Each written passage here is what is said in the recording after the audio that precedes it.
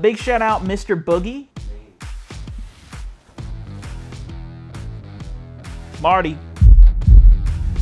Hello and welcome to the Real Talk Podcast with Studio 24. Today I'm your host, Hamm. I'm filling in solo today. No Kale, but we miss him, of course. We're going to be talking about some quick thoughts on him, some in-depth thoughts on One Battle After Another, the new Paul Thomas Anderson movie, some shout that out per usual, and we're going to end it off with some real talk here on the Real Talk Podcast. All right, let's jump into it with our typical Shout That Out segment. And today on Shout That Out, I think I've got to toss it to the film Sinister. I just watched it last night. Ethan Hawke, directed by Scott Derrickson. Really solid horror movie. Besides the ending jump scare, that was cheap. But I was talking about it with cameraman Dalt, and it's just of the era. That was the jump scare era of horror. So it was the meta at the time. Big shout out Mr. Boogie. He, in some forms, before like there was a physical embodiment of him, when you're seeing that like really non-human looking thing, I'm gonna be real, he looked like that villain from Crash Bandicoot. What's his name? We met the voice actor back at Comic-Con, the villain from Cortex? Crash. Yeah, he looks like Dr. Neo Cortex in some shots, like when he's like in the pool reflection and stuff like that. I'm going to be honest. I called that out last night. And I was like, Dr. Neo Cortex is Mr. Boogie. Anyways, we're going to jump into, I'm going to put, because it's a few weeks old at this point, Him, the movie directed by Justin Tipping, produced and kind of presented by Jordan Peele's production company, Monkey Paw. 30 seconds on the clock. Here's some thoughts about Him. It's an okay film, perhaps a little disappointing if you did want to go in and have a sports horror film. It doesn't exactly nail the sports horror film aspect all the way down. It's more of a horror film that uses sports as a backdrop with a kind of typical horror film plot. But my 30 seconds are up. My final comment on all of that is kind of just, it opens the door to future genre stuff to do with sports and horror. And I think that's the overall good thing to come from it. Jumping from that, I think we're going to get into some non-spoiler overview thoughts on One Battle After Another, directed by Paul Thomas Anderson. It's a really good movie. It's got a lot of hype going behind it right now. A lot of people are calling it like maybe the best movie of the year. It's kind of, for some folks, the cinema is back movie of the year type deal. But I think there's been a lot of good movies this year, luckily. This just so happens to be one of them. You know, we've had films like Sinners, Weapons. There's another one in there. I'm just forgetting it off the top of my head. But there's been a lot of good films to come out this year for all kinds of different genre, luckily.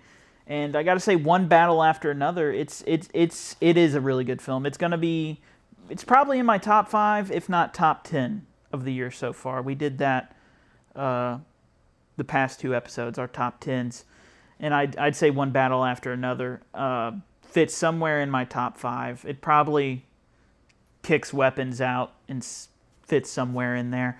Really solid film, plot, characters, very well done. I mean, the cinematography's great, and the way music is used in it, very good.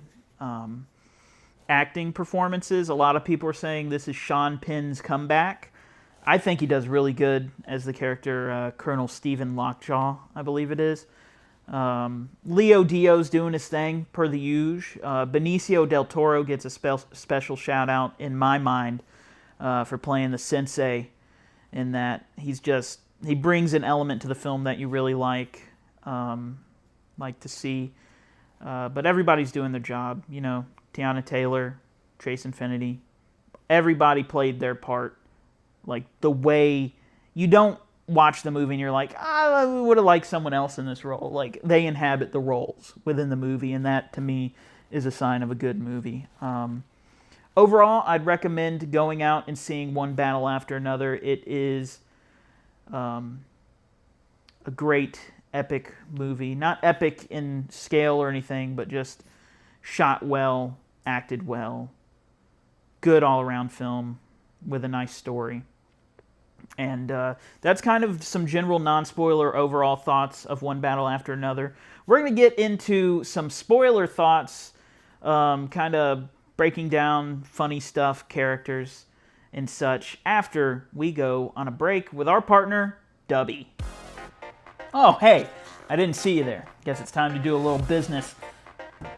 Are you tired of the jitters from coffee, or spending way too much money on your favorite gas station energy drink that isn't even that good for you? Well, you gotta try Dubby. Now that I've had my Dubby, I'm locked in, I'm ready to go. I'm drinking Dragonade today, but they have plenty of other flavors such as Tiger's Blood, S'mores, Mango Orange Cream. They'll have one just for you. And the best part about it is, you can get 10% off your Jitterless caffeine supply today by going to Dubby and using code STUDIO24DUBBY. That's right. You can get 10% off your entire Jitterless caffeine supply and help support this show by using code STUDIO24DUBBY. That's right. Don't sleep on Dubby. Coming back from that Dubby break, you gotta love Dubby. Jitterless caffeine helps me lock in for work and other things. But we got to talk spoilers on One Battle After Another. We're going to start off with overall likes.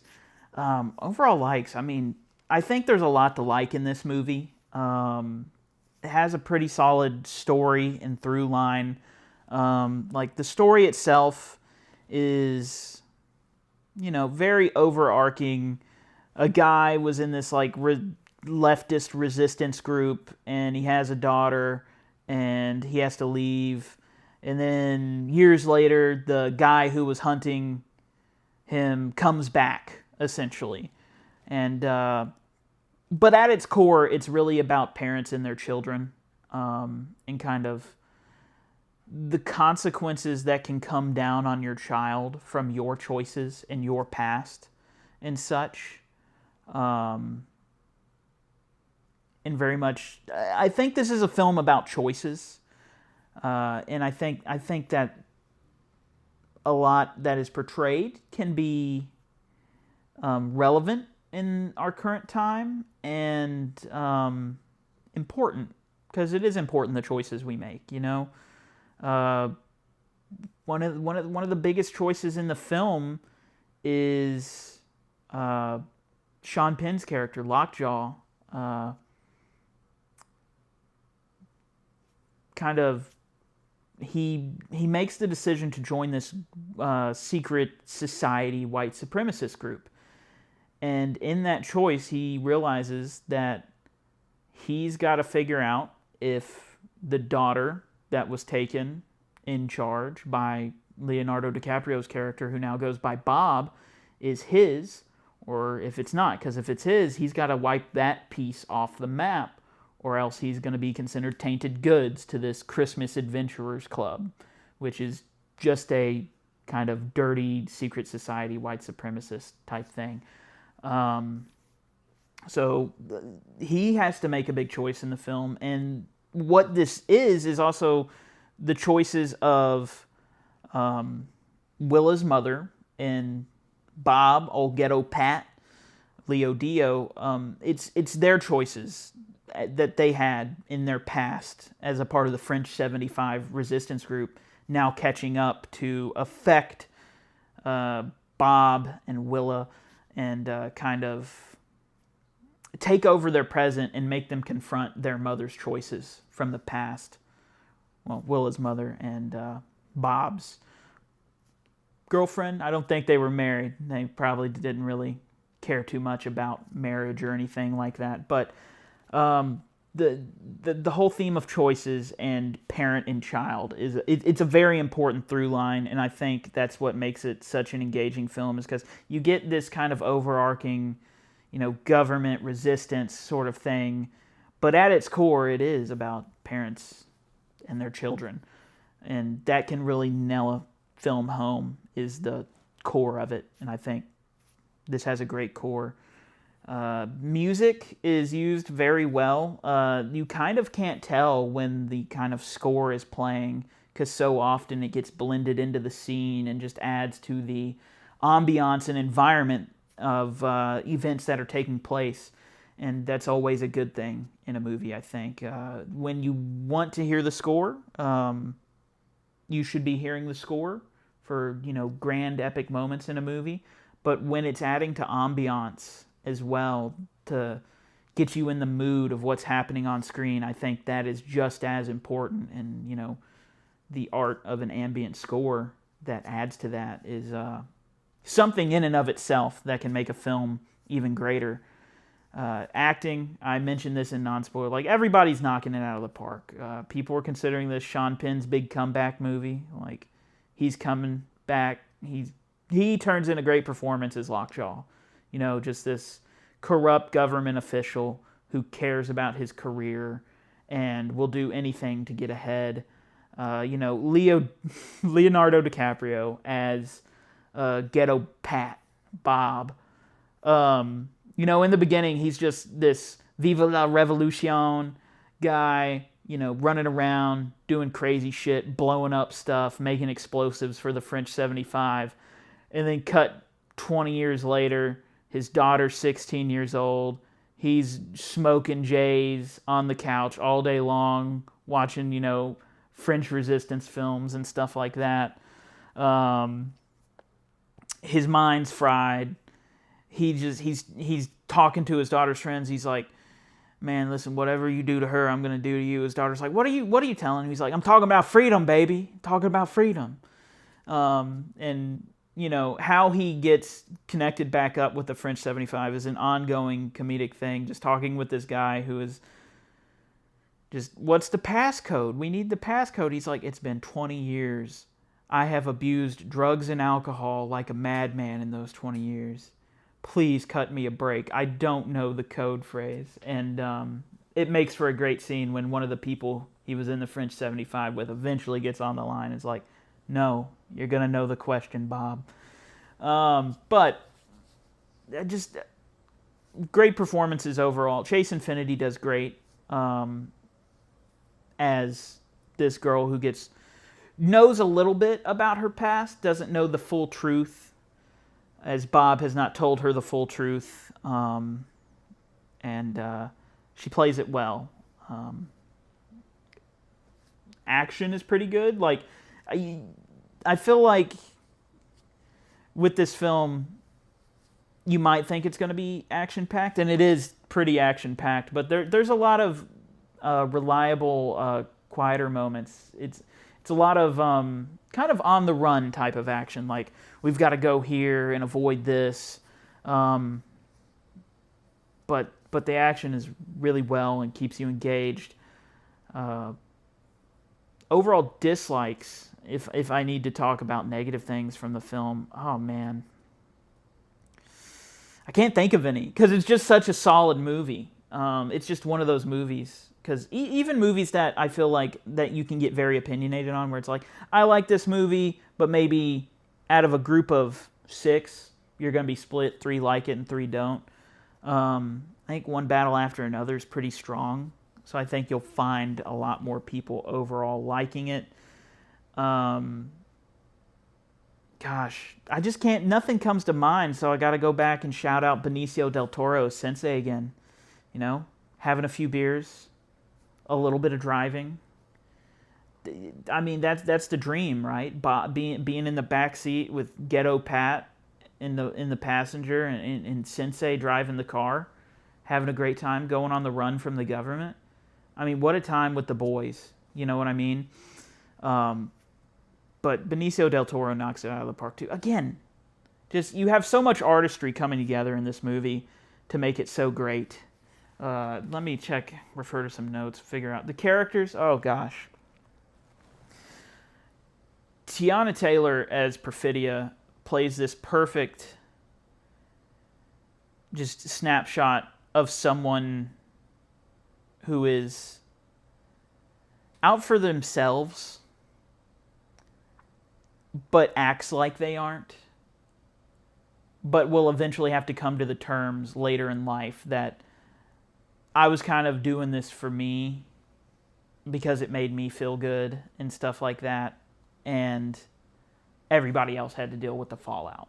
And when that fallout got a little bit too much for me, I bailed on everything that I believed in, and eventually that became too much, and I bailed on that too. And nobody knows where I am because she just kind of she turns on the French 75 when she gets caught, rats him out, and is kind of living witness protection, seemingly as Lockjaw's girlfriend or some sort of thing. Like, he's at least visiting her, and eventually that becomes too much, and she just flees to Mexico, never to be seen again. Never to be seen again for the rest of the film. But she's great. She's playing this powerhouse role of just someone who, like I said, has ideals. And she definitely does, but there is a little bit of that. She's getting a thrill from this, and she does this because she likes it, because it makes her feel powerful. Leo Dio, the revolutionary man who's making explosives, but once the family life gets involved, he's ready to hang it all up. I feel like that's a relatable thing, because it's like when you can be this intense person, but so often that person who's out doing crazy things all the time, you'll find them later in life and they've got a family and they had a kid, and it's like, well, what made you stop doing all that crazy stuff? It's like, oh, I had a kid, so I had to take care of that.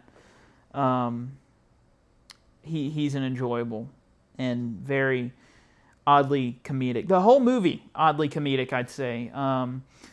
I was talking to cameraman Dalt about it, and it's like, it's a real kind of world. We're taking place in reality here.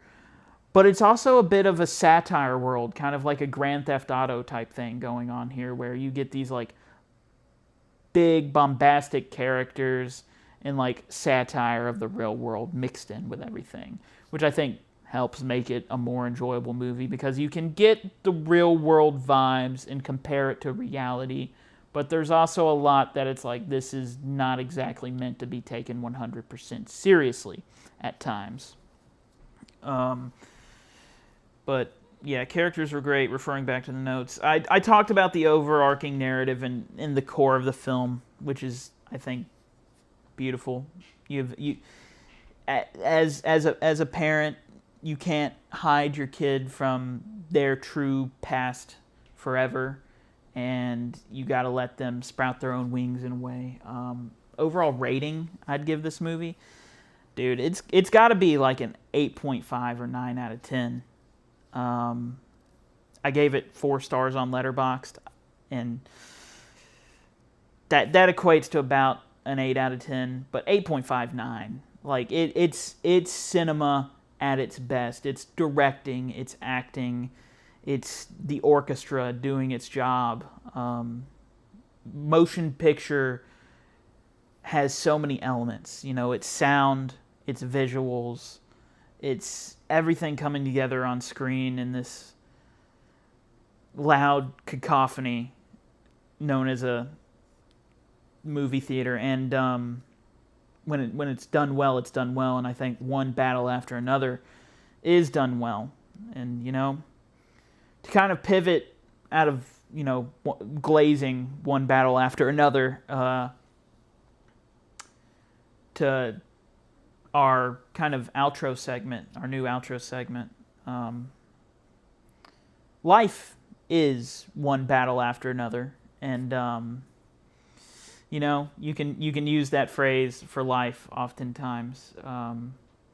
As you've seen for the whole part of this podcast, I'm sitting here alone. Kale's still around. I love Kale. I got to shout him out here in the Real Talk segment for trusting me enough to sit here on the pod and host it solo,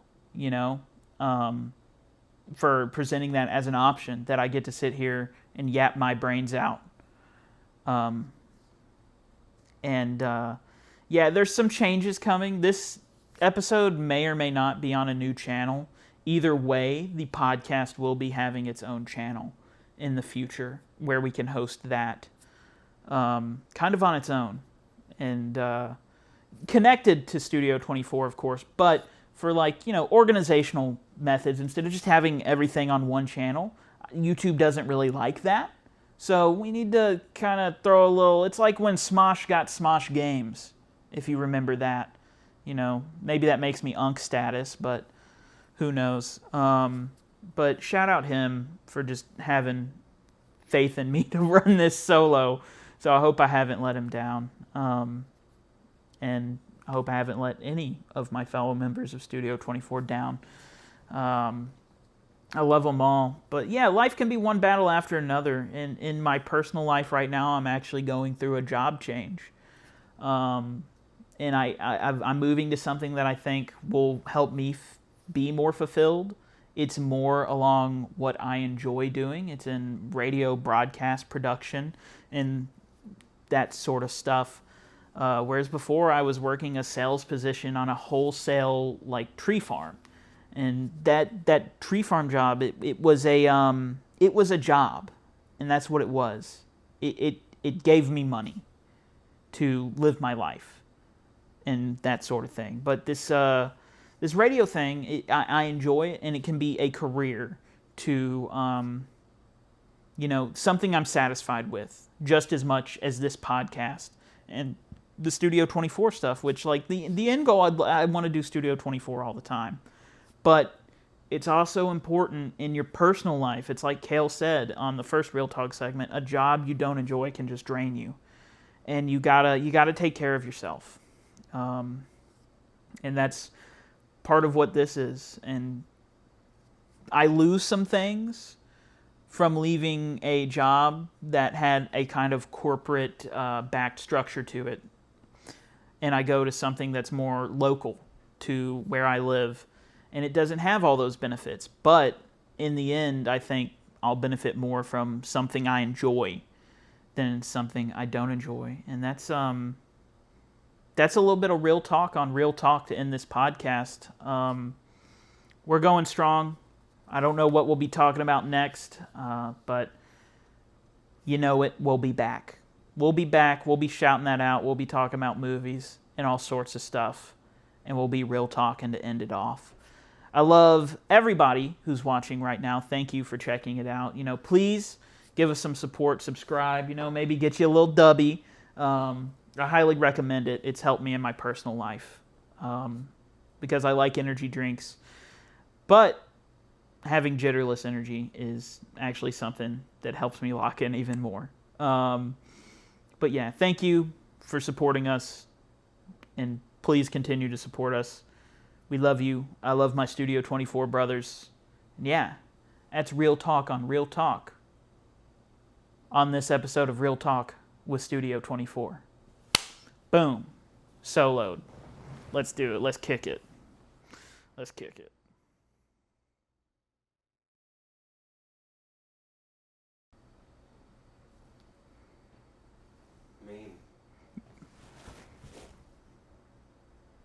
Marty.